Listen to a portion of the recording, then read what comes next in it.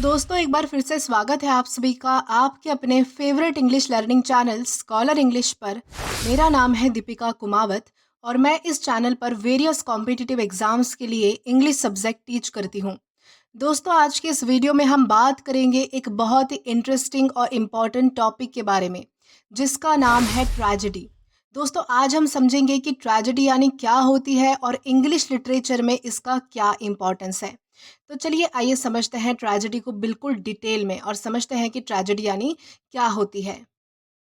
दोस्तों अगर बात की जाए ट्रेजेडी के बारे में तो ट्रेजेडी एक ऐसी कहानी या फिर एक ऐसा ड्रामा होता है जिसमें प्रोटैगनिस्ट यानी कि हमारा जो मेन कैरेक्टर होता है उसकी ज़िंदगी एक बहुत बड़े दुख या फिर मुश्किलों के बाद बेकार हो जाती है। इन कहानियों में गम, दर्द और मौत जैसे टॉपिक्स को डिस्कस किया जाता है। इंग्लिश लिटरेचर में ट्रेजेडी का बहुत ज़्यादा इम्पोर्टेंस है क्योंकि ये हमारे इमोशंस को बहुत ज़्यादा गहराई में समझाता है। हम ट्रेजेडी पढ़ते हैं यानी कि जब हम ट्रेजेडी पढ़ते हैं तब हम अपने किरदार के दुख और डर को समझ पाते हैं। ये हमें इंसानियत की असली समझ तक ले जाती है। ट्रेजेडी की कहानियाँ ना सिर्फ इमोशनल जर्नी होती है बल्कि ये हमें इंसानियत, मॉरल वैल्यूज़ और अपने लिए गए डिसीजन के नतीजे के बारे में भी सोचने के लिए मजबूर करती है। ट्रेजेडी का एक और पहलू ये है कि ये हमें बताता है कि किस तरह हमारे चॉइसेस और हमारी किस्मत के बीच एक डीप कनेक्शन होता है। दोस्तों ग्रीक फिलोसोफर एरिस्टोटल ने अपने वर्क पोएटिक्स में ट्रेजेडी के कंसेप्ट को समझाया है। उन्होंने कहा कि ट्रेजेडी का एक इम्पॉर्टेंट एस्पेक्ट है जो कि है कैथारसिस। दोस्तों कैथारसिस का मतलब होता है ऑडियंस का अपने इमोशंस को क्लीन करना यानी कि बाहर निकालना, जिसमें वो ग्रीफ और सैडनेस जैसे इमोशंस को अपने अंदर से बाहर निकालते हैं। जब हम एक ट्रेजेडी देखते हैं तो हम अपने अंदर के दर्द को महसूस कर पाते हैं और फिर हमारे इमोशंस रिलीज हो जाते हैं। इस प्रोसेस के ज़रिए हमें इमोशनल कंफर्ट मिलता है और हम अपनी लाइफ के चैलेंजेस को बेहतर तरीके से समझ पाते हैं। तो आई होप आपको ट्रेजेडी को लेकर एक ब्रीफ नॉलेज तो मिल ही चुका होगा। देन इसी के साथ हम आगे बढ़ेंगे हमारे नेक्स्ट टॉपिक की ओर जो कि है ट्रेजेडी एंड ड्रामेटिक स्ट्रक्चर। दोस्तों अगर बात करें ट्रेजेडी एंड ड्रामेटिक स्ट्रक्चर के बारे में तो ट्रेजेडी का एक पर्टिकुलर स्ट्रक्चर होता है जो कहानी को एक सीक्वेंस में ऑर्गेनाइज करता है। एरिस्टोटल ने इस स्ट्रक्चर को अच्छे से एक्सप्लेन किया है और ये स्ट्रक्चर आज भी कई क्लासिकल एंड मॉडर्न ट्रेजेडीज में यूज होता है। आइए इस स्ट्रक्चर को अच्छे से समझ लेते हैं। तो हमारा सबसे पहला आएगा एक्सपोजिशन। दोस्तों एक्सपोजिशन कहानी का वो हिस्सा होता है जहाँ पर प्रोटैगनिस्ट यानी कि हमारा मेन कैरेक्टर और कहानी के मेन कन्फ्लिक्ट यानी कि अपोजिंग कैरेक्टर कोई एंटागनिस्ट हो सकता है, वो उनके बीच इंट्रोडक्शन होता है यानी कि उनका जो है वो इंट्रोडक्शन कराया जाता है। बेसिकली यूँ समझिए कि ये कहानी की शुरुआत होती है जिसे एक्सपोजिशन कहा जाता है।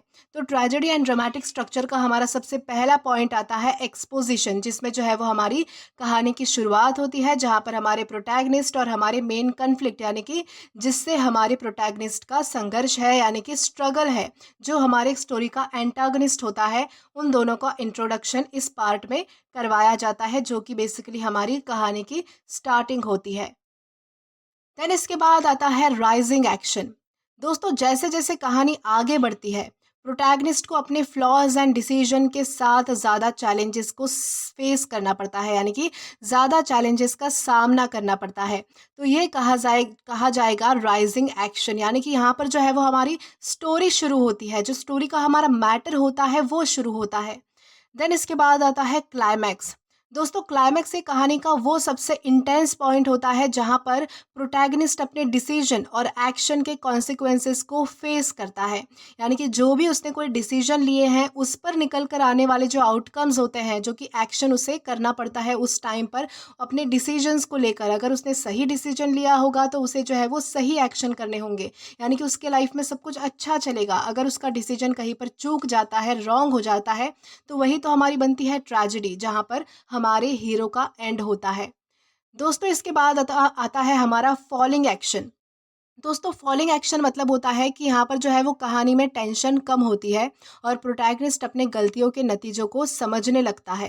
यानी कि यहाँ पर बेसिकली क्या होता है, ये जो हमारी स्टोरी जो चल रही थी, जो बढ़ रही थी आगे आगे, नए नए क्लाइमैक्स आ रहे थे, नए नए ट्विस्ट आ रहे थे, वो अब जो है वो थोड़े खत्म होने लग जाते हैं। यानी कि ये फॉलिंग एक्शन होता है। यानी कि हमारी जो स्टोरी है वो फॉल करने लगती है, नॉर्मलाइज होने लगती है। जहाँ पर क्या होता है कि जो भी हमारे मेन कैरेक्टर ने यानी कि प्रोटैगनिस्ट ने जो भी गलतियाँ की है, उसके नतीजों को वो जो है वो समझने लगता है कि मुझे ये करना चाहिए था या फिर ना करना चाहिए था, ऐसा कुछ। तो इसे कहते हैं फॉलिंग एक्शन। देन हमारा लास्ट पॉइंट आता है कैटास्ट्रोफ। दोस्तों कैटास्ट्रोफ ये ट्रैजिक एंड होता है, यानी कि बहुत ही ज़्यादा दुखद घटना होती है जहाँ पर ये बहुत तरीके से यानी कि बहुत ही बुरे तरीके से, यानी कि एक ट्रेजेडी के क्या मतलब होता है कि जहाँ पर कोई दुखद घटना आपको देखने को मिलती है, उस तरीके का ये जो है वो एंड होता है। यानी कि सैड एंडिंग, हैप्पी एंडिंग नहीं, सैड एंडिंग जिसे हम कहेंगे, जहाँ पर प्रोटैगनिस्ट की लाइफ खत्म हो जाती है और उनका डाउनफॉल कंप्लीट हो जाता है। यानी कि कैटास्ट्रोफ वो सीन होता है, स्टोरी का सबसे लास्ट वाला सीन होता है। ट्रेजेडी इसमें बेसिकली क्या होता है कि हमारे प्रोटैगनिस्ट के साथ कुछ ना कुछ गलत होता है, या तो उसका एक्सीडेंट हो जाएगा या फिर उसके साथ कुछ गलत होगा। यानी कि थ्रू आउट द स्टोरी आपको दुख ही देखने मिलेगा, ग्रीफ, सॉरो, यही सब देखने मिलेगा। और लास्ट में वो एंड आता है, वो ट्रैजिक एंड आता है जिसे हम कैटास्ट्रोफ कहते हैं, जहाँ पर हमारे प्रोटैगनिस्ट की लाइफ यानी कि हमारे मेन हीरो की लाइफ खत्म हो जाती है और उनका डाउनफॉल कंप्लीट हो जाता है। तो इस तरह से जो है वो एक ट्रेजेडी और ड्रामेटिक स्ट्रक्चर होता है, और इस स्ट्रक्चर में जो है वो कंप्लीट स्टोरी लिखी जाती है। यानी कि जैसा कि आपने देखा कि पहले एक्सपोजिशन आता है, फिर राइजिंग एक्शन आता है, फिर क्लाइमैक्स आता है, फिर फॉलिंग एक्शन और लास्टली कैटास्ट्रोफ, जहाँ पर हमारी स्टोरी जो है वो पूरी तरह से एंड हो जाती है। तो ये तो था दोस्तों हमारा tragedy and dramatic structure. Then इसी के साथ हम आगे बढ़ेंगे हमारे नेक्स्ट टॉपिक की ओर। तो दोस्तों इसके बाद हमारा अगला टॉपिक है फीचर्स ऑफ ट्रेजेडी। तो दोस्तों अब हम जो है वो ट्रेजेडी से रिलेटेड कुछ इंपॉर्टेंट फीचर्स डिस्कस करेंगे, जो बहुत ही ज़्यादा इंपॉर्टेंट है, वही मैंने यहाँ पर जो है वो आपको बताए हैं। तो हमारा सबसे पहला फीचर आएगा सीरियस थीम। दोस्तों ट्रेजेडी में सीरियस और इम्पॉर्टेंट सब्जेक्ट के साथ डील किया जाता है, और वो सीरियस और इम्पॉर्टेंट सब्जेक्ट कौन से हैं, जैसे कि फेट हो गया यानी कि भाग्य, death, suffering, human flaws, serious accident, crime, distress, destruction etcetera. इस तरह से ये जो सारे जो टॉपिक है हमारे, इन सारे टॉपिक्स पर जो है वो बात की जाती है, जिसके ज़रिए जो है वो डीप इमोशंस को रिप्रेजेंट किया जाता है, स्पेशली सैडनेस, ग्रीफ या फिर सॉरो को। तो इस तरीके से जो है वो ये सारी सीरियस थीम्स का जो है वो यूज़ होता है, और ये हमारा था पहला फीचर। दोस्तों इसके बाद हमारा सेकंड पॉइंट आता है ट्रैजिक हीरो।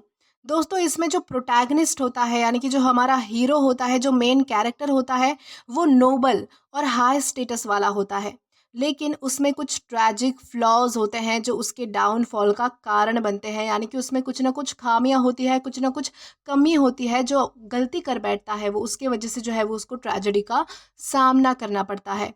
तो ये था हमारे ट्रैजिक हीरो के बारे में हमारा पॉइंट नंबर 2। देन हमारा लास्ट एंड थर्ड पॉइंट आता है मॉरल एंड फिलोसफिकल इंसाइट। दोस्तों ट्रेजेडी लाइफ की truth, destiny and human conditions के बारे में डीपर ट्रूथ को रिवील करता है। यानी कि यानी कि ट्रेजेडी में जो है वो इन सारे टॉपिक्स पर डिस्कस किया जाता है। यानी कि थ्रू आउट द स्टोरी हमें क्या देखने मिलेगा, या तो सच्चाई देखने मिलेगी या फिर भाग्य देखने मिलेगा, यानी कि फॉर्चून, डेस्टिनी यानी कि मंजिल देखने मिलेगी, या फिर ह्यूमन कंडीशंस देखने मिलेंगे, यानी कि किसी ह्यूमन के लाइफ में क्या कुछ प्रॉब्लम्स हो सकते हैं, कैसे एक डिसीजन के वजह से सब कुछ बिगड़ सकता है, सो ऑन थिंग्स। तो ये सारी जो चीज़ें हैं वो हमें जो है वो एक ट्रेजेडी में देखने मिलती है कि किसी एक पर्सन का डिसीजन क्या कुछ बदलाव ला सकता है उसके लाइफ में, उसे जो है वो यानी कि बर्बाद भी कर सकता है। तो ये एक तरह से जो है वो हमारी ट्रेजेडी बन जाती है। तो दोस्तों इसी के साथ हमने जो है वो फीचर्स ऑफ ट्रेजेडी भी यहाँ पर डिस्कस कर लिया है। तो दोस्तों आज का हमारा लास्ट टॉपिक आता है एग्जाम्पल्स ऑफ ट्रेजेडी। अब हम जो है वो कुछ फेमस एग्जाम्पल्स डिस्कस करेंगे ट्रेजेडी से रिलेटेड। तो चलिए आइए देखते हैं कि वो एग्जाम्पल्स हमारे कौन से हैं। तो हमारा सबसे पहला एग्जाम्पल है ओडिपस रेक्स बाय सोफोक्लिस। ये बहुत ही फेमस एग्जाम्पल है ट्रेजेडी का। देन हमारा सेकंड आता है Hamlet by William Shakespeare. Then इसके बाद है शकुंतला बाय कालिदास। देन है Macbeth by William Shakespeare. Then इसके बाद नेक्स्ट आता है King Lear by William Shakespeare. और लास्ट है the Duchess of Malfi by John Webster. तो दोस्तों इसी के साथ हमारी ये कुछ फेमस एग्जाम्पल्स थे ट्रेजेडी से रिलेटेड जो आप ध्यान रख सकते हैं जब भी आपको एग्जाम में इससे रिलेवेंट क्वेश्चन पूछे जाए कि ट्रेजेडी से रिलेटेड क्या कुछ फेमस एग्जाम्पल्स हैं तो आप इन्हें ज़रूर मेंशन कीजिएगा। दोस्तों आज के लिए बस इतना ही। आई होप आपको अच्छे से समझ आया हो कि ट्रेजेडी यानी क्या होता है, किस तरह से राइटिंग्स में यूज़ किया जाता है और इंग्लिश लिटरेचर में इसका क्या कुछ इम्पोर्टेंस है। आशा करती हूँ कि आपको ये वीडियो ज़रूर पसंद आया हो। दोस्तों अगर आपने अभी तक हमारा टेलीग्राम चैनल ज्वाइन नहीं किया है तो टेलीग्राम पर English with Deepika Kumawat search करके या फिर डिस्क्रिप्शन में दिए गए लिंक के थ्रू डायरेक्ट आप हमारा टेलीग्राम चैनल ज्वाइन कर सकते हो ताकि आप कभी भी नए आने वाले वीडियो से रिलेटेड कोई भी अपडेट मिस ना करें। और दोस्तों अगर आपको आज का ये वीडियो पसंद आया है या फिर हेल्पफुल लगा है तो do like this video, subscribe the channel and share as much as you can. और अगर आपने इससे पहले वाले वीडियोस नहीं देखे हैं तो यहाँ पर मैंने एक प्लेलिस्ट प्रोवाइड की है जहाँ पर आप क्लिक करके इंग्लिश लिटरेचर से रिलेटेड सभी पहले वाले यानी कि नए वीडियोस एक्सप्लोर कर सकते हैं। Till then keep learning. Thank you.